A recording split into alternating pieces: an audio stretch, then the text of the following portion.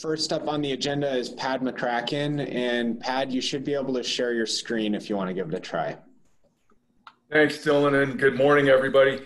Hey, is it possible that maybe somebody else could share their screen, or else people could just go to the link that I posted in the chat box? Because my wife is on a Zoom right now, and our bandwidth at home is not optimal, and sometimes she gets angry when I interfere with her meetings. So I'm not going to do video or screen share. There you go. Thanks, Christy. If you can pull up that draft agenda there. Thanks much for your understanding. So the Ed Interim Committee is meeting next week on Thursday and Friday. We'll do kind of roughly 3-hour sessions, Thursday morning, Thursday afternoon, and Friday morning. And you can see what Thursday morning looks like there on the screen share. Updates from OCHI and the OPI, quick presentations on eliminating reduced price fees for copays for school lunch and breakfast. That's a follow-up from our previous meeting. Quick update or information on Handle with Care, which, if you don't know, is this idea that if law enforcement is called to a kid's home for any reason that might kind of jeopardize this kid's school day the next day, that law enforcement simply gives the school a call, a heads up that says handle with care. They don't give any information about why the law enforcement was there. It's just, this kid might be a little fragile today, handle with care. Thanks, Christy, perfect. Broadband connectivity update, and I'd love to chat offline with Kirk and Dennis about this, and Dylan and McCall, who I've reached out to, getting that put together. Just a quick update with that. Ed Commission on the states, trying to get our annual dues of about 50 grand consolidated maybe into the legislative services budget so that we all pay our ECS dues every year. This panel in the afternoon with the superintendent from South Dakota and the president of the teachers union, talking about the collaborative innovations that they've been undertaken over there, particularly focused on personalized, student-centered, competency-based learning, and KnowledgeWorks has been supporting that. That'll kind of lead into the HB 351 revision that Laura and Chairman Anderson have been working on, school funding cleanup. And then you can see that on Friday, the bulk of the Friday morning session will be on pre-kindergarten follow-up. So that is what the Ed Interim Committee is up to. And I will just let OPI folks know, I had a call from Senator McClafferty this morning, and she said a couple questions that she's going to have include, you know, what's assessment going to look like next year? And especially in the fall with any sort of formative or pre-assessments that typically happen. And then wondering about CARES money, flexibility that districts have to spend that. And then a question, you know, maybe questions about the private school and homeschool money through CARES. Just a heads up on that. And I think you also requested an update on the LFC Education Subcommittee that met on Monday. I guess that's yesterday. They didn't really do it. Most of their work was focused on the state library yesterday. Representative Beatty will be taking to the full LFC on Friday the subcommittee's recommendation related to the special ed bill that everybody here is familiar with. And I'm not sure whether LFC is going to sort of consider that or make any sort of decision on that. I'm not sure if Chris Wilkinson is on this Zoom meeting right now or not. There may be an opportunity for public comment, but it may also just be an initial report from that subcommittee of here's what we've been doing and what we're bringing to the full LFC. I think that's all that I had prepared to share today, Dylan and Superintendent.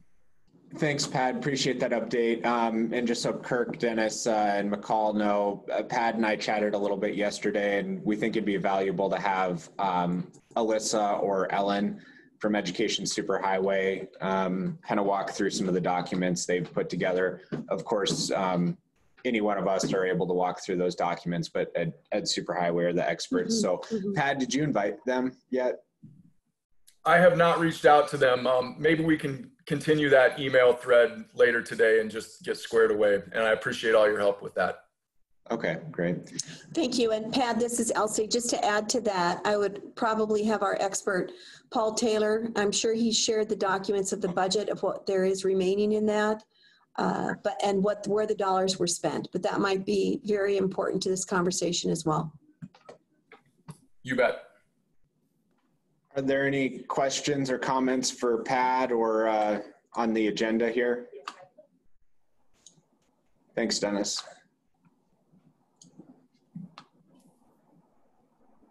All right, well, next up, we just have some task force updates. So we're gonna have our two facilitators, Colette and Julie, give some quick updates on those. So Colette, you're up first. Thanks, Dylan. Hey, good morning, everyone. It's great to see your some of your smiling faces with the pictures that you have on your profiles. Just wanted to give a couple of very brief updates on the work of the Montana Learn 2020 Task Force. I included the link to the task force page in the chat. We're coming up on week 4 or meeting 4 of the Montana Learn Task Force this coming Thursday. The agenda is available on that website if you'd like to take a look. And basically, with this being the final meeting of that task force, we have our different breakout groups who are finalizing recommendations in a variety of areas, mostly focused around the academic, the facilities, and social emotional behavioral needs of students.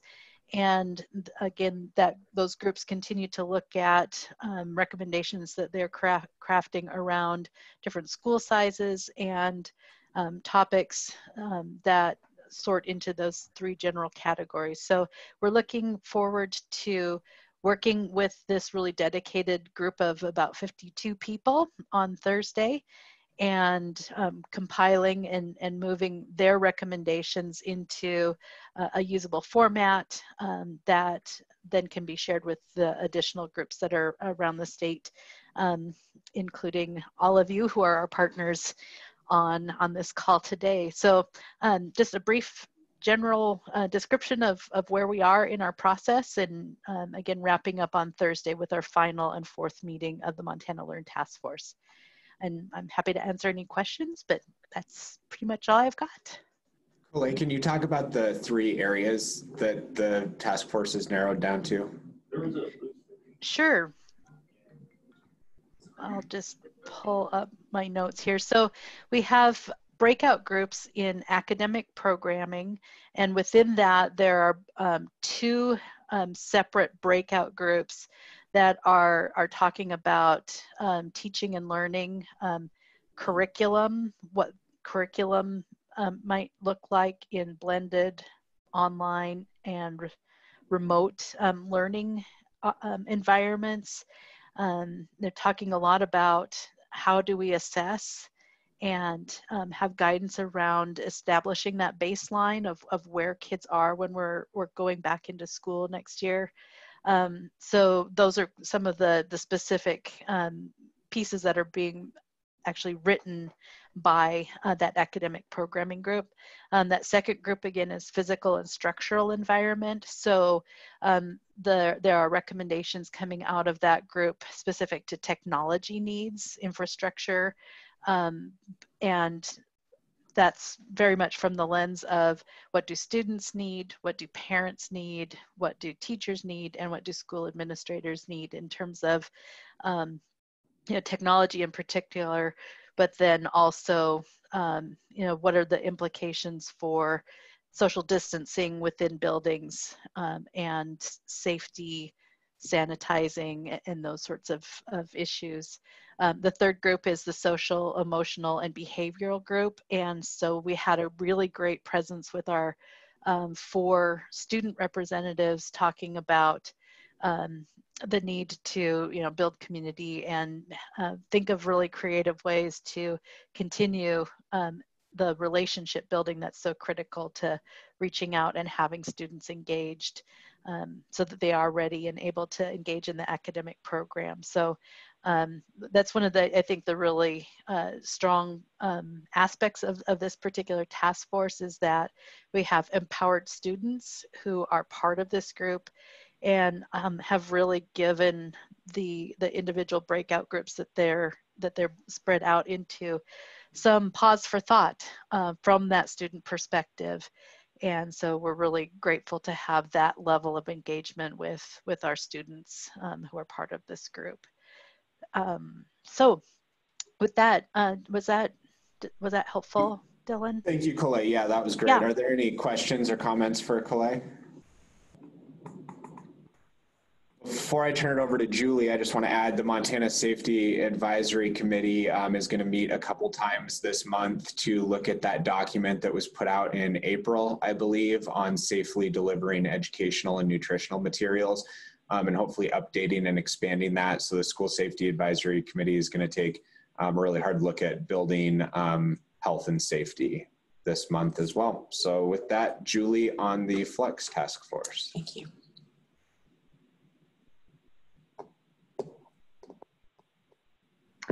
Good morning, everyone. It's good to see you all.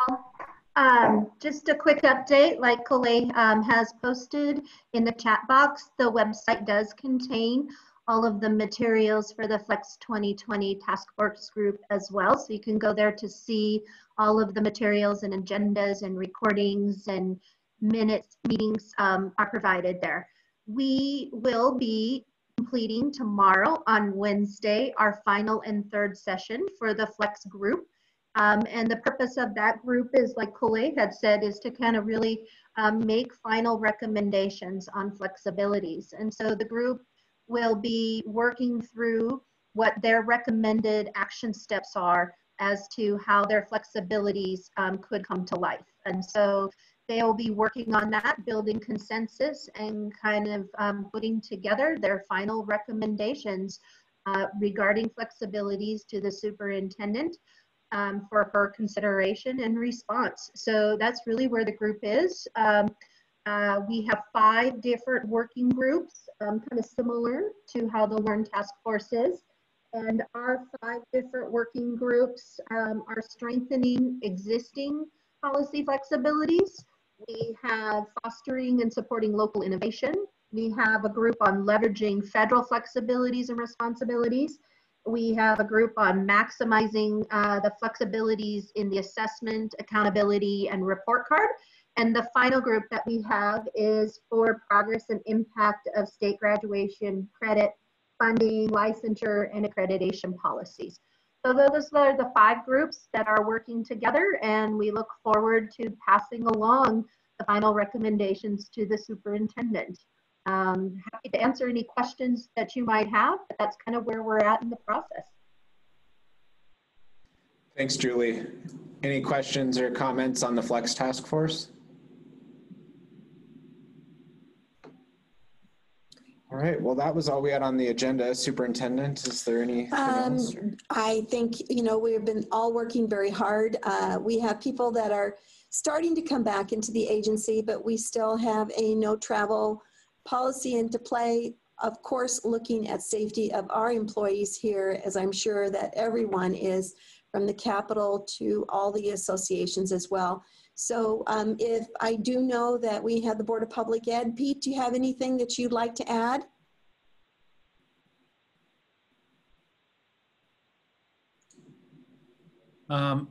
Yeah, Superintendent, just that the Board of Public Ed, we've decided is going to have a Zoom meeting for our July meeting.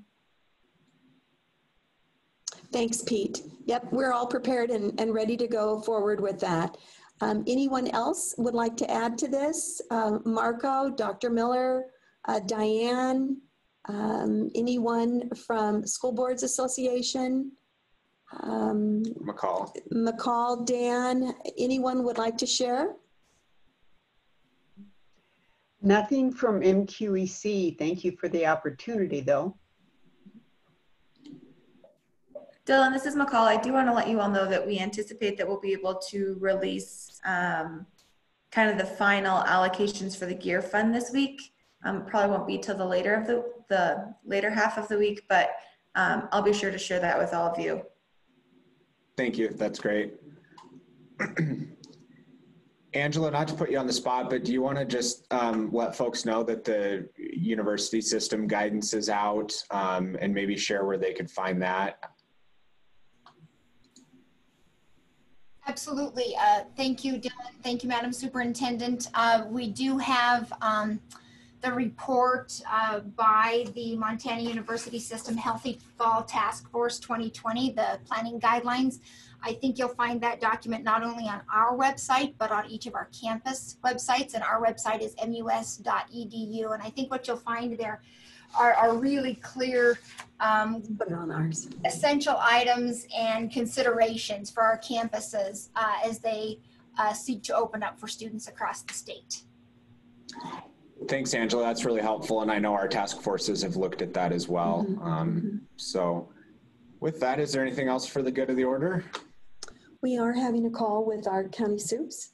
That's correct. Yeah, we are having a phone call, a Zoom meeting with county superintendents on Thursday at 1 o'clock to talk about the Waterford Upstart program, answer any questions that they might have about accessing the ESSER funds. And summer I don't have the foods. agenda in front of me, and summer foods. Yes, that's correct. So I'll have Christy share that information. Any of you folks are welcome to join. Perfect. Coley said we shared the MUS guidance with, yep, we've been looking at the MUS Excellent. guidance. So, all right. Well, if nothing else, thank you everyone for joining us. And we'll meet again next Tuesday, correct? Right. Pat, thank you for putting all these things together for the legislators and looking forward to having more conversations before the meeting occurs next week. So thank you all. Stay safe. Thank you. Bye.